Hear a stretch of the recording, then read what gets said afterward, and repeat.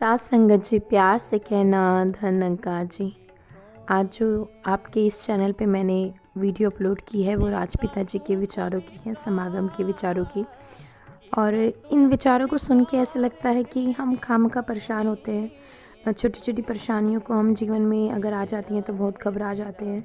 हम ये भूल जाते हैं कि जब हमारा गुरु हमारे साथ है, जब वो हमारे हर परेशानी में हमारे साथ खड़ा है, तो हम क्यों परेशान हो रहे हैं। कुछ पल के लिए लगती है दिक्कतें, लेकिन वो पल में जब गुरु का सहारा मिल जाता है तो वो पल भी ऐसे निकल जाता है, पता नहीं चलता और ज़िंदगी आसान लगती है। जब कभी हम किसी महात्माओं के विचार सुनते हैं तो फिर उस टाइम वो हमें दिमाग से उलझनें निकल जाती हैं, वो परेशानियाँ निकल जाती हैं, क्योंकि हमें लगता है कि ये विचार जो है हमारे ही लिए हैं और हमें इन पे अमल करना है। और ये जो जीवन में परेशानियाँ हैं ये आ रही हैं तो जाएंगी भी, इसमें कोई दो राय नहीं।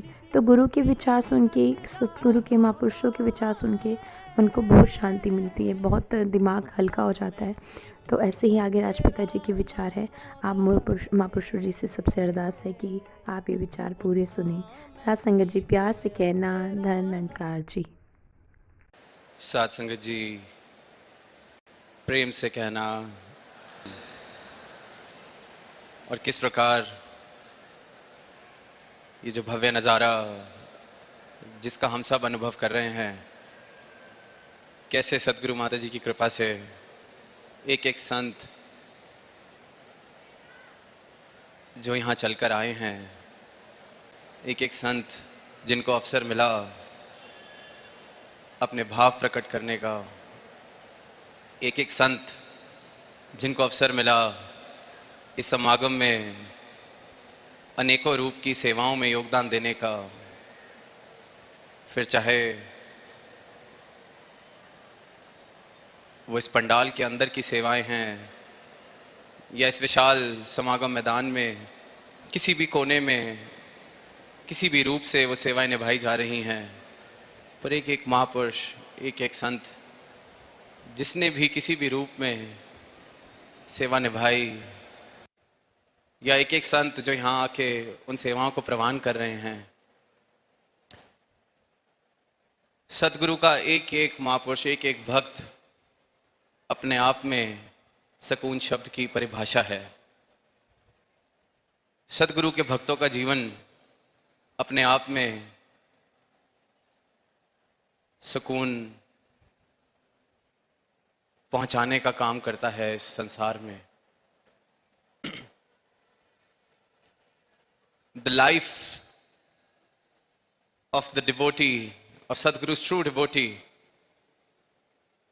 is in itself the personification of the word sukoon, the eternal peace, the peace within that we have been talking about. Life lived as per the Sadguru's directions, commandments, a life that is truly lived with devotion, with utmost devotion, becomes the personification of the very word peace. A peace which is unknown, unheard of by most of this world. A state which the world has started to believe is nothing but a dream which is being sold. A state which is being pursued by many, but hardly being achieved by anyone. And in this pursuit, the state of affairs has become such that people have started to give up on the dream of attaining this eternal peace. They've now called it a far-fetched dream being sold by someone, a magic trick being sold by someone. That is the level of hopelessness. That is the level of skepticism that is pervading throughout the world. इंसान ने इस बात पर ही हार मान ली है कि सुकून जैसा कुछ प्राप्त भी हो सकता है। सुकून जैसा कुछ एग्जिस्ट भी करता है, होता भी है। कोशिशें इस कदर की गई इसे प्राप्त करने की, और जब कहीं नहीं पहुंचे तो ये बात माननी आसान लगती है कि शायद ऐसा कुछ होता ही नहीं। क्योंकि जब ये मान लिया जाता है कि ये प्राप्त किया ही नहीं जा सकता या ये है ही नहीं, तो कोई अधूरापन महसूस होना बंद हो जाता है। ऐसे नहीं लगता कि कुछ प्राप्त करने योग्य था, जो सबसे बहुमूल्य था, जिसको प्राप्त करने के लिए ये मानस तन मिला था, ऐसी किसी प्राप्ति से मैं वंचित रह गया हूं। तो इंसान एक झूठा सुकून अपने आप को दे देता है, ये कह के, ये मान के कि ऐसा कुछ है ही नहीं। और सुकून जिसने भी प्राप्त किया है, उसकी झलक भी किसी ने अगर देखी है, पाई है, किसी क्षण में भी अगर सुकून का अनुभव किया है, तो सारे के सारे इस बात की गवाही देंगे कि सुकून सदगुरु की कृपा से सत्य को पाकर ही प्राप्त हो सकता है। जीवन में अगर सुकून आ सकता है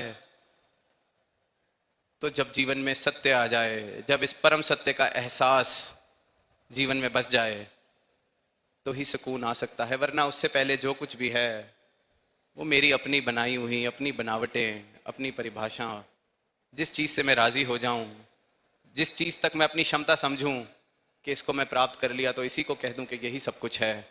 इसी दौड़ में फिर दुनिया चल रही है। बताना बहुत मुश्किल, समझाना बहुत मुश्किल कि सुकून कहा किसे जाता है। वो अक्सर जो बात बचपन से सुनते आए हैं, जब परमात्मा के विषय में कहा जाता है कि गूंगे का गुड़, कैसे बताए गूंगा कि क्या है भक्ति का आनंद, कैसे बताए भक्त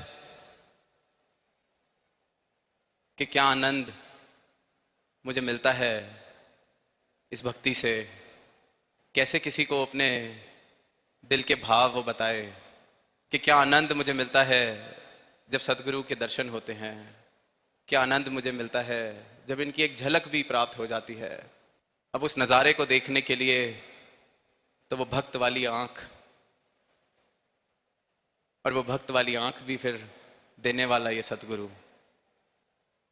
अक्सर इतिहास की किताबों में जब प्रेम का जिक्र होता है तो कई सारी ऐसी कहानियां हम बचपन से जिनका जिक्र संगीत में, साहित्य में सुनते आते हैं। उसी में एक बड़ा प्रसिद्ध किस्सा लैला मजनू का भी,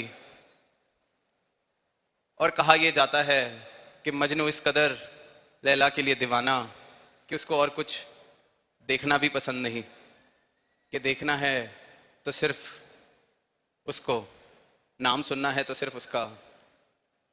और सबने जा जाके बस यही कहना कि तू क्यों पागल हुआ बैठा है, वो तो देखने में भी कुछ खास नहीं, कुछ खास गुण भी नहीं। तो मजनू ने सबको यही कहना कि लैला को देखना है तो मेरी आंख से देखना पड़ेगा। मजनू की आंख चाहिए लैला को देखने के लिए। और यही अवस्था हर एक भक्त की है कि इस परमात्मा को देखना है, मेरे सदगुरु की कृपा को देखना है, हर कण में इसको देखना है। तो ये जो आंख इन्होंने मुझे बख्शी है, ये पहले प्राप्त कर लो, ये इससे ले लो। और साथ संगत सुकून का जिक्र कर रहे हैं, अनेकों ऐसे एग्जाम्पल्स लिए गए, उदाहरण लिए गए सुकून को बताने के। तो दास के मन में भाव आ रहा था, जब डॉक्टर के पास जाते हैं, सेहत अगर किसी कारण ठीक महसूस नहीं होती तो डॉक्टर इस बात पे समय नहीं गवाता कि स्वास्थ्य कैसा दिखता है, स्वास्थ्य होना क्या होता है। वो पूछता है कि क्या लक्षण है, कहाँ दर्द है, कहाँ बुखार है, क्या चीज़ तुम्हें तंग कर रही है। रोग को हटाने पर जोर दिया जाता है, दवाई उसके लिए दी जाती है। और जब वो रोग हट जाता है, अगर बुखार से पीड़ित थे और डॉक्टर के पास गए और बुखार की दवा दे के बुखार का निवारण हो गया, तो स्वास्थ्य अपने आप प्राप्त हो जाता है। इसी प्रकार सतगुरु भी ये मैं मेरी से दूर ले जाके ये रोग जिससे मानवता पीड़ित है, मैं का, ऊंच नीच का, जात पात का, छोटे बड़े का, अहंकार का, काम क्रोध मोह लोभ, ये जितने भी शब्द, जितने भी इनके अलग अलग रूप, इन सभी रोगों को मिटा के ये सुकून की अवस्था बख्शते हैं। और जब सुकून जीवन में आना शुरू होता है इनकी कृपा से, तो एक और बात का एहसास कि अभी तक अगर इस सुकून से मैं वंचित था तो उसका कारण सिर्फ और सिर्फ मैं था। मैं था इसलिए तनाव था, मैं हूं इसलिए तनाव में हूं, मैं हूं इसलिए चिंता में हूं, मैं हूं। आज भी सुना कि ये जो दुख का मूल है ये द्वैत का भाव है। जब तक हम दो हैं, जब तक इस परमात्मा से, निरंकार से, इस सत्य से अलग मेरी कोई हस्ती है, इसी रजा से विपरीत मेरी कोई रजा है, तो तनाव तो बना रहेगा। इसलिए कल सदगुरु माता जी ने समर्पण पर इस तरह से आशीर्वाद दिए सारी साध संगत को कि समर्पण से ही सुकून है।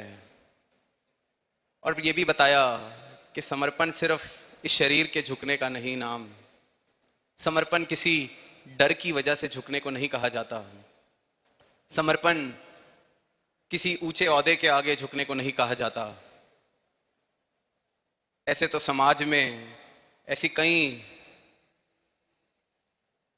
पोजीशंस ऑफ पावर हैं, ऐसे कई ओहदे हैं जिनके आगे सारी दुनिया झुकती है। इतिहास को पढ़ के देखते हैं तो ऐसी कई हुकूमतें हुई जिन्होंने पूरे के पूरे देश को झुकाया, पूरी की पूरी कम्युनिटी को झुका दिया, जिसको हम गुलामी का भी नाम देते हैं। पर उस झुकने में सुकून और आनंद बिल्कुल भी नहीं। सुकून सदगुरु ने बताया कि समर्पण से, दास भावना से। और दोनों में फर्क ये कि वहां जोर जबरदस्ती है, वहां डर है, वहां दंड का डर है। क्या परिणाम होगा अगर नहीं झुकूंगा, तो वो शरीर जरूर झुक जाएगा। शायद मैं ताउम्र काम भी इच्छा अनुसार कर लूंगा किसी के, पर जीवन भर वो तनाव, वो रंजिश मेरे दिल में बनी रहेगी।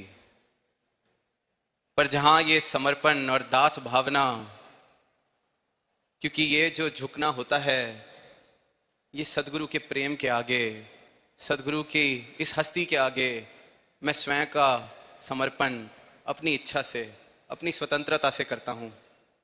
परमात्मा किसी को जोर जबरदस्ती अपने दर पर नहीं झुकाता, सदगुरु किसी को जोर जबरदस्ती अपने दर पर नहीं झुकाता।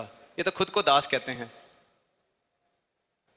पर इनके दर पर जो झुक जाता है वो उस परम आनंद को प्राप्त करता है, क्योंकि इनके दर पर झुकना मतलब प्रेम से झुकना।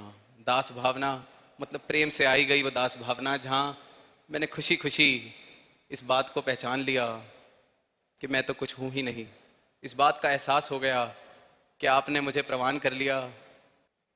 इसी से सारे सुख हैं, इसी से सारा आनंद है। अभी गीत की पंक्तियां भी सुनी कि तेरी चरना दी धूली दे जर्रे, मैल दिल दी मेरी धो गए। सारे का सारा सार सुकून प्राप्त करने का इन पंक्तियों में मिल जाता है कि इनके चरणों की धूली से मेरी मैल, मेरी मैं की मैल, मेरा अहंकार, मेरे होने की इच्छा, ये जो बार बार मैं खुद बाधा बन जाता हूं अपने सुकून की, आपकी चरणों की धूली से ये सब मिट जाता है। और जो रह जाता है वो सुकून है। हुन तां एक सतगुरु मन विच वसिया, मेरी होशां तो दो मिट गए। ये जो दो से एक की यात्रा है, अब तक तो जो मैं परछाई अपने साथ लेके चलता हूं, जो हस्ती मैंने अपनी बना ली है, जो ये परछाइयों की लड़ाई में मैं जीत हार के विषय से अपना सुकून खोए चलता हूं कि मेरी परछाई किसी और की परछाई से छोटी है या बड़ी, मेरी परछाई पर किसी ने पैर रख दिया, कोई जानता नहीं मैं कौन हूं। अभी तो इन्हीं परछाइयों की लड़ाइयों में जब तक मैं फंसा रहूंगा तो सुकून तो जीवन में आ नहीं सकता। और जब ये बात समझ आ गई कि मेरी परछाई, ये जो माया, ये जो भ्रम मैंने पाले हुए हैं, यही कारण है मेरे और सुकून के बीच में बाधा का, तो फिर इनसे भागना नहीं, क्योंकि भागकर भी कहाँ पहुंचेंगे। कहीं पढ़ा दास ने कि कोई इंसान, उसको अपनी परछाई से ही फोबिया हो गया, एक डर बैठ गया अपनी परछाई से, तो ताउम्र भागता रहा और भागता भागता ही प्राण छोड़ दिए। उसको कोई मिला नहीं ये बताने के लिए कि परछाई से बचना है तो जाके पेड़ की छाया में बैठ जाओ। और ये जो माया रूपी परछाई हमने अपनी भ्रमों की, अहंकार की, जो कल सदगुरु ने कहा कि इकट्ठा करने में तो पूरी उम्र लगती है, पूरी उम्र से बनाई गई परछाई इतनी बड़ी जो मैं लेके चल रहा हूं, तो वो जो इनकी दो तलियों का ज्ञान है उसकी छाया में जाके ये मिट जाती है, सहज में ही खत्म हो जाती है। तो ये जो जीवन मिला है, ये अवसर मिला है, ये सुकून की अवस्था को प्राप्त करने का, ये सबके हिस्से बराबर आया है। ये कहीं भी भेदभाव नहीं इसमें कि कोई किसी कोटे से, कोई किसी खास पेपर को पास करके इस धरती पर आया है जिसका सुकून को प्राप्त करने का चांसेस ज्यादा हैं। ये सब बराबर एक अवसर लेके आए हैं, और ये सतगुरु इसलिए सारे संसार के लिए यही पैगाम, यही परोपकार करते हैं कि जिस अवस्था को प्राप्त कर सकते हो जीवन में उसको कर लो। ये जो जीवन सुंदर बन सकता है इसको सुंदर बना लिया जाए, वरना कहाँ जहाँ स्वर्ग के नज़ारे बन सकते हैं वहाँ कहाँ तुम नरक से भी बदतर जीवन जी रहे हो। वहाँ कहाँ तुम हर छोटी बात पर रंजिश, तनाव, नफरत इस आग में जल रहे हो। और इंसान बहुत बड़ी भूल करके बैठता है, ताउम्र ये सोचता है कि स्वर्ग में सारा आनंद मिल जाएगा, जीवन का स्वर्ग प्राप्त हो जाएगा किसी दिन। और ये सहज में ही ऐसी कृपा करते हैं कि जहां हम जाएं स्वर्ग अपने साथ लेकर चलते हैं। ऐसा आनंद, ऐसी अवस्था, क्योंकि इनकी शिक्षा, इनका ज्ञान, ये जो पंक्तियां भी हैं कि आज में सुकून, कल में सुकून, सदगुरु के ज्ञान से हर पल में सुकून। तो सदगुरु का ज्ञान जब जीवन में बस जाता है तो इस बात का एहसास जीवन में बस जाता है कि मैं हूं कौन, मैं हूं क्या, कि ये जो परमात्मा का अंश जो मैं हूं, मेरा असल रूप, मैं खुद को फिर ये आत्मा के रूप में इस सत्य के साथ एक मिक बिठाकर जानता हूं। तो जीवन को देखने का, जीवन को जीने का नजरिया ही बदल जाता है। तो फिर जहां जाएंगे ये सुकून अगर खुद मेरे अंदर होगा तो जहां जाऊंगा वो सुकून मेरे साथ चलेगा। कल भी सच्चे पातशाह ने बात फरमाई मानवता के नाम संदेश में कि जिसके दिल में खुद ही तनाव, चिंता, रंजिश, वो चाहकर भी किसी को सुकून कैसे देगा। उसको स्वर्ग के दरवाजे पर भी छोड़ाया जाए वो वहां भी नरक बना लेगा। कहीं पढ़ने को मिला कि ऐसे ही किसी आदमी ने अपनी जीवन की यात्रा पूरी करी तो अब बैठे हैं, जैसे सुनते आए हैं कि स्वर्ग और नरक के दरवाजों पर हिसाब किताब चल रहा है कि कहां भेजा जाए। तो ताउम्र जीवन ऐसा जिया गया कि जाना तो नरक में ही बनता है। तो वहाँ जो अकाउंटेंट हैं वो कह रहे हैं आपका हिसाब किताब जोड़ लिया है, नरक में जाना पड़ेगा। तो आगे से जवाब देता है कि आप मुझे क्या नरक में भेजेंगे, मैं तो ताउम्र जितनी उम्र जी है नरक में ही रहा हूँ, जहाँ गया हूँ नरक ही बनाया है। सारे ऐसे काम किए हैं जो नहीं करने चाहिए थे, सारी खुशियों से हाथ धो के बैठा हूँ, आप मुझे नरक में क्या भेजेंगे, नरक तो मेरे साथ चलता आया है। कहानी पढ़ी तो दास को वो शायर की पंक्तियां, जो गुजारी जा ना सकी हमसे, हमने ऐसी जिंदगी गुजारी है, कि ऐसा जीवन काटते गए जिसको एक उत्सव की तरह जिया जा सकता है, सेलिब्रेशन की तरह जिया जा सकता है, उसको सजा की तरह काटा गया। अब वो जो अकाउंटेंट थे उनको भी थोड़ी ठेस पहुंची कि ये तो पहली बार ऐसा सुनने को मिला है कि इसको नरक में कौन भेज सकता है। तो आगे से जवाब देता है कि चल तेरे को फिर मैं स्वर्ग में भेज देता हूँ। तो कहता है वो भी आप नहीं कर सकते, क्योंकि आप मुझे वहां भेजेंगे तो मैं आपके स्वर्ग को भी नरक बना दूंगा, क्योंकि मेरा नरक तो मेरे साथ ही चलता है। और यही इंसान की दशा है, नश्वर में शाश्वत की तलाश कर रहा है, जो खत्म होने वाला है उसे सब कुछ मान के बैठ रहा है। सच और झूठ का उसको फर्क पता नहीं, और पता भी चलता है तो फिर वो ऐसे सोचने लगता है कि जीवन का सार ही क्या है।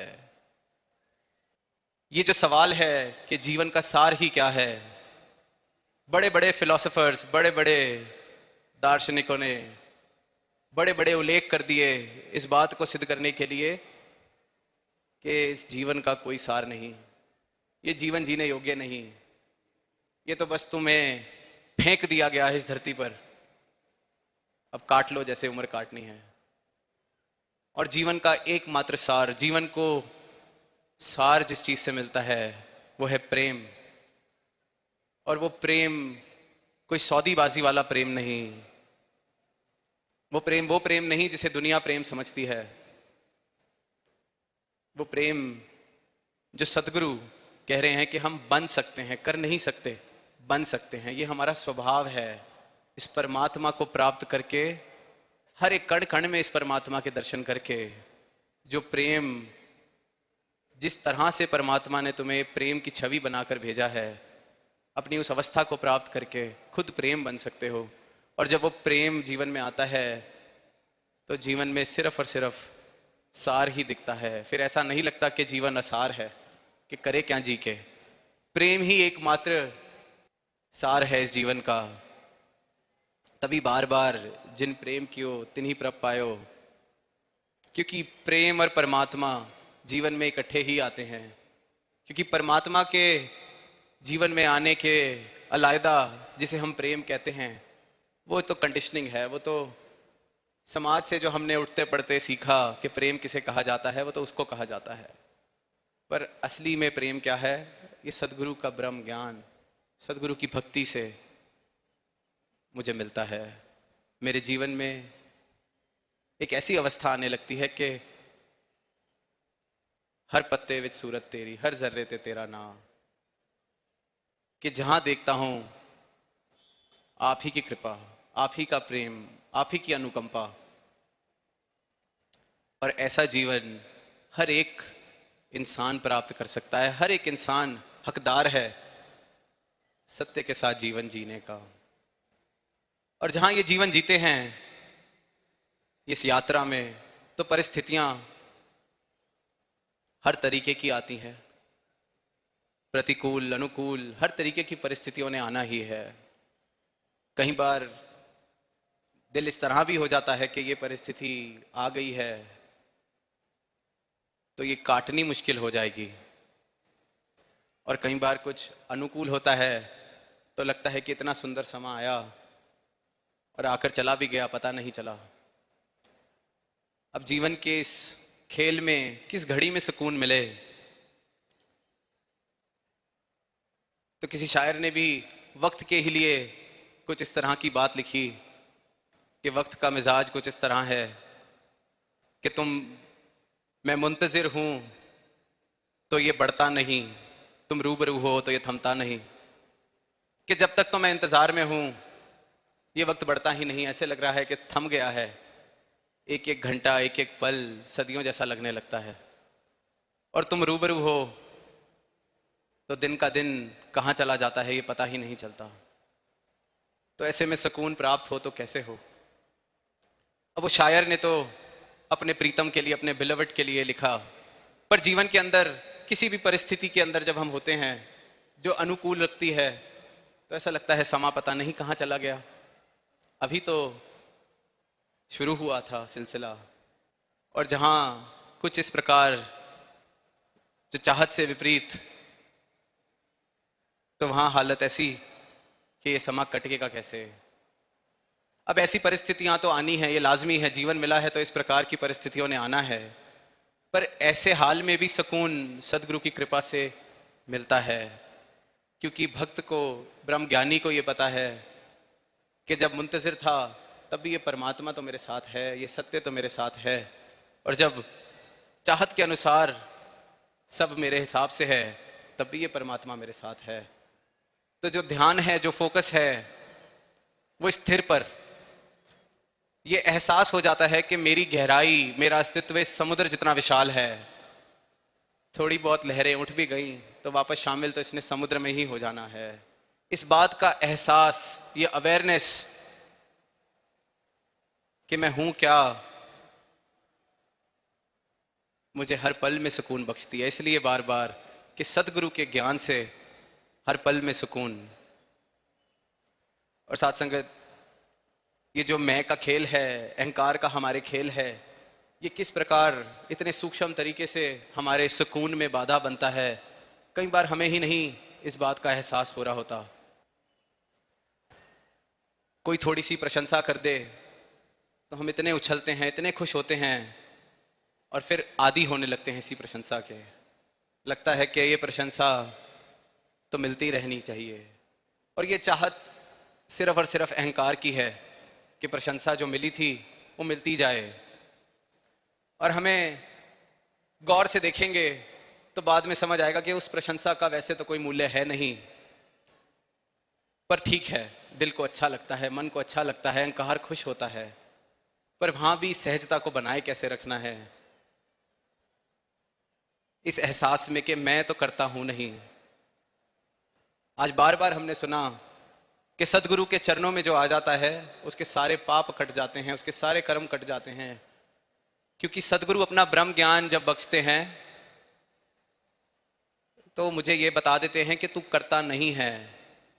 तो अगर अब आगे का जीवन करता मान के जिया जाएगा फिर तो इस ब्रह्म ज्ञान का कोई फायदा नहीं, और इस बात का एहसास घट जाएगा कि मैं हूं क्या।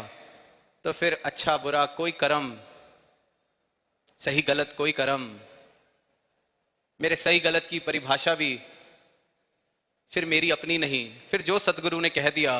अक्सर हम कहते हैं दिन को दिन, रात को रात, रात को दिन, सदगुरु जो कह दे हम उसको मान लें, पर वहीं हमारी कंडीशनिंग फिर बीच में आने लगती है, जो मैं पल पल बड़ा होते होते सीखता आया कि क्या सही क्या गलत। अगर कभी कुछ उसके विपरीत मुझे कह दिया जाए तो वहां फिर समर्पण मैं नहीं कर पाता, वहां मेरा अहंकार या मेरी जो हस्ती जिसको मैंने इकट्ठा किया है इतने सालों से, वो बीच में आकर खड़ी हो जाती है कि बात तालमेल नहीं खा रही।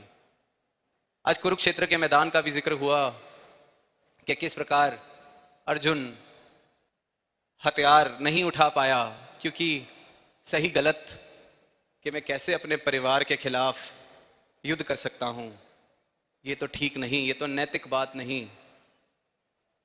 फिर जब विराट स्वरूप दिखाया गया, कर्ता भाव को हटा दिया गया, फिर ये बात समझ आई कि जो तुद भावे सोई भलिकार, जो आप कह दें वही सही,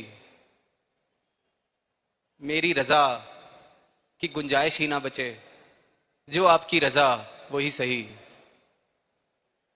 तो सुकून जीवन में आना अनिवार्य है, आएगा ही आएगा, क्योंकि तनाव का कारण ही सिर्फ और सिर्फ मैं हूं। एकमात्र मेरा होना तनाव का कारण है। प्रशंसा की बात हो रही थी, अक्सर ऐसा हो जाता है, कभी अवसर मिला अपने भाव रखने का, गीत गाने का, कविता पढ़ने का, तो महापुरुषों ने उसके बाद कहना कि आज तो आपने कमाल कर दिया, दिल को छू लिया आपके वचनों ने, निरंकार के साथ लिव जुड़ गई आपका गीत सुन के। तो अंदर जो उछल कूद मचती है, खुशी मचती है, बहुत ही अच्छी लगती है। और फिर हम सब क्योंकि संगत जाते हैं, महापुरुष हैं, हमारी वोकैबुलरी एक हमारा जवाब है कि सब इनकी कृपा, ये करवाने वाले, इन्होंने गवा दिया, इन्होंने बुलवा दिया। पर अगली बार जब फिर उससे भी बेहतर बोला और नीचे उतर के किसी ने नहीं कहा कि आपके वचन सुन के आनंद आया, तो मैं कहीं ना कहीं ढूंढने लगता हूं कि कोई तो मिल जाए, थोड़ा सा तो कह दे कि आज भी बहुत अच्छा बोले, ताकि मैं आगे से ये जवाब तो दे सकूं कि इन्होंने बुलवा दिया, इन्होंने कहलवा दिया, इन्होंने गवा दिया। तो ये जो जवाब ये वाला देने की आतुरता कि मैं सदगुरु का नाम ले दूं, मेरी कोई तारीफ हो, तो ये भी मन का खेल, ये भी अहंकार का खेल, जिससे कई बार हम इन छोटी छोटी चीज़ों की वजह से अपना सुकून गवा बैठते हैं कि आज किसी ने कुछ कहा नहीं, आज कोई कमी रह गई। ऐसे छोटे छोटे खेल इंसान खेलता जा रहा है, और जब समझ आएगा कि इस प्रशंसा की कोई कीमत नहीं, मैं करता हूं ही नहीं। और दुनियादारी में भी देखते हैं तो प्रशंसा का कोई मूल्य नहीं। एक महान चित्रकार के बारे में दास पढ़ रहा था, तो उसने किसी विदेश में एक बड़े शहर में अपने सारे चित्रों का एक एग्जिबिट लगाया, प्रदर्शनी लगाई, और एक चित्र के आगे बहुत भीड़, एक पेंटिंग के आगे बहुत भीड़, बहुत तारीफ चल रही थी एक पेंटिंग की। और जब वो पेंटर, वो चित्रकार खुद अंदर आया, उसने देखा कि एक पेंटिंग के आगे सबसे ज़्यादा लोग खड़े हैं, सबसे ज़्यादा तारीफ सुनने में आ रहा है कि उस पेंटिंग की हो रही है। तो जब वो पेंटिंग के पास पहुंचा तो उसने सबको देखा, सबकी तारीफें सुनी, और फिर पेंटिंग को देखा तो कुछ कहा नहीं, बस वो पेंटिंग गलती से उल्टी लगी हुई थी, उल्टी टंगी हुई थी, उसको सीधा कर दिया। तो वो तो ये भी नहीं समझ पा रहे थे कि हम तारीफ किसकी कर रहे हैं, चीज़ है क्या जो हमारे सामने है। और इंसान इसी तारीफ के लिए अपना सुकून खोए बैठे जा रहा है, इसी प्रशंसा के लिए, इसी मान सम्मान के लिए। मान सम्मान दुनिया का, कि कितने हार मेरे गले में डाले गए जब मैं कहीं गया, कितने फूल मुझे पकड़ाए गए, कितने लोग मेरे स्वागत में खड़े थे। ऐसे ही किसी रैली से वापस आकर एक लीडर ने अपने करीबी दोस्त को बड़ी नाराजगी जाहिर की कि आज मजा नहीं आया रैली में जाकर। वो कहते क्यों? कहते आज बहुत कम हार डाले गए। कहते नहीं नहीं, 10-12 हार आपके गले में डाले, मैंने खुद देखा है। कहते 20 आदमियों को तो हार खरीद के मैंने दिए थे गले में डालने के लिए, उसमें से भी 10-12 ने ही गले में हार डाले, तो मजा नहीं आया।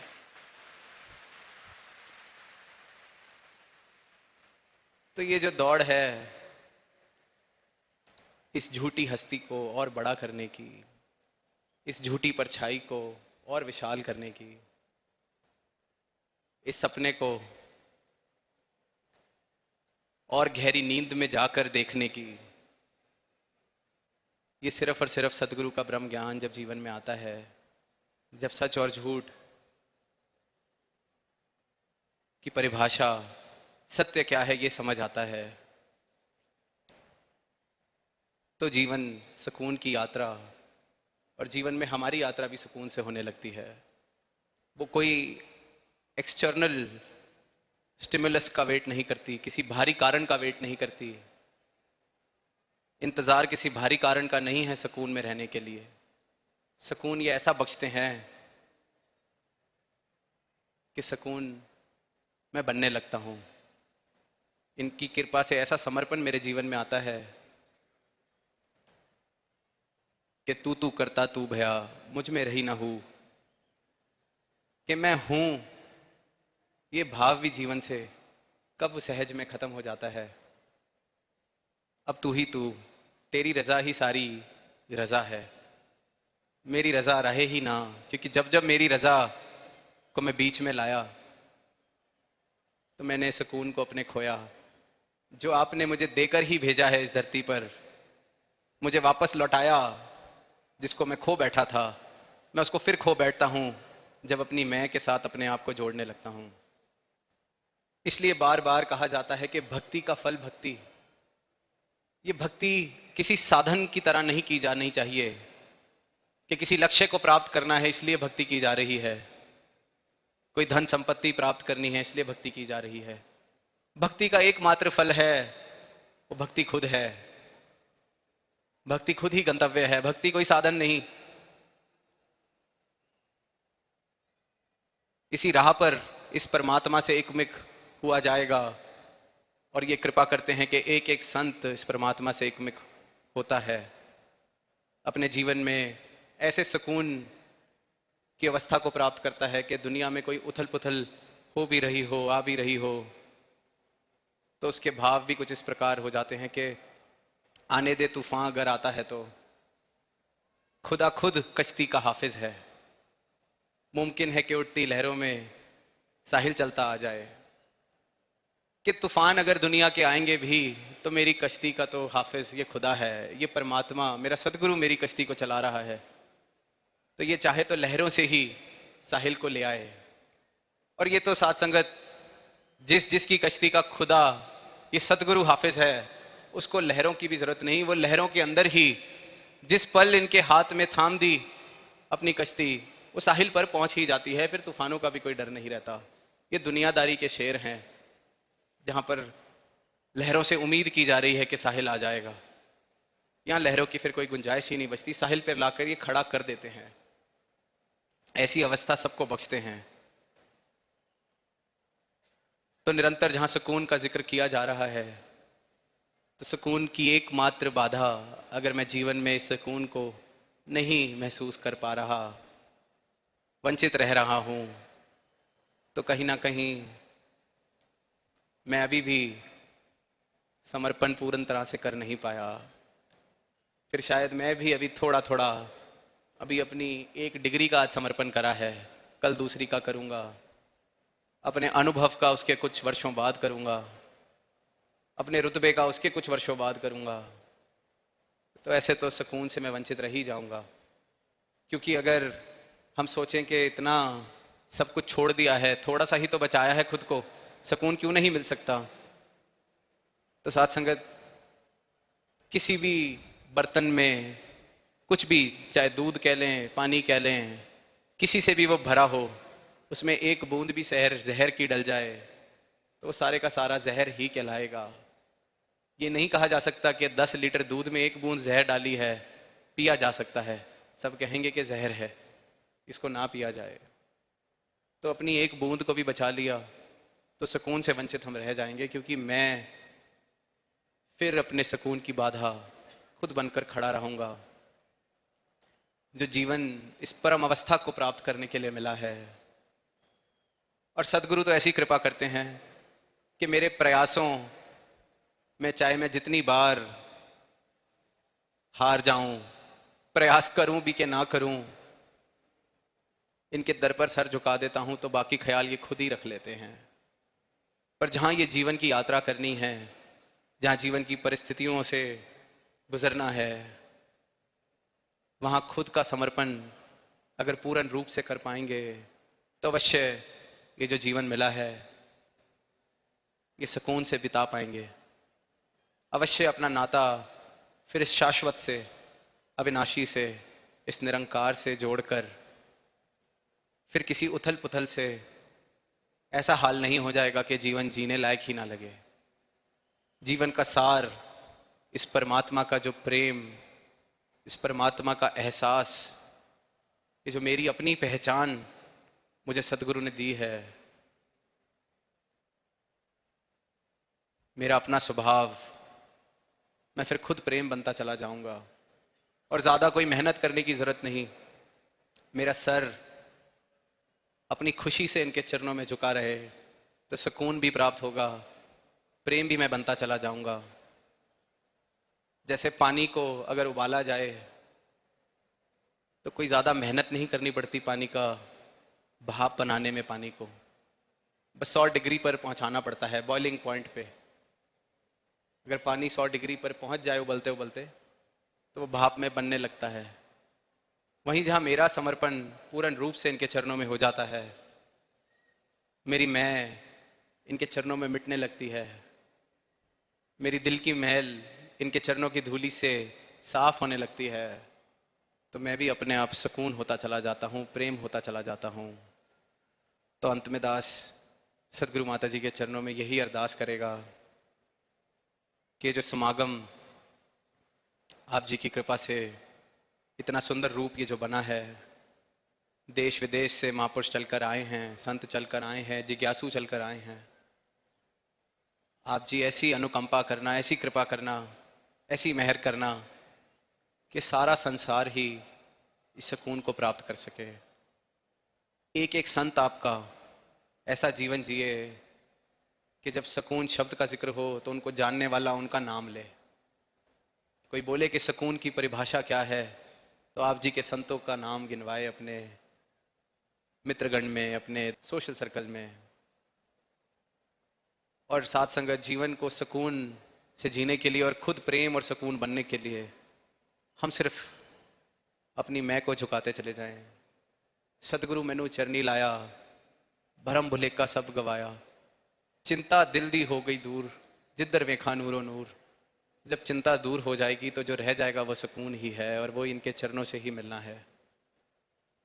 तो अंत में दातार से, सतगुरु से फिर यही अरदास कि सबको सुकून बख्शना, सबके जीवन में खुशहाली बख्शना और सबकी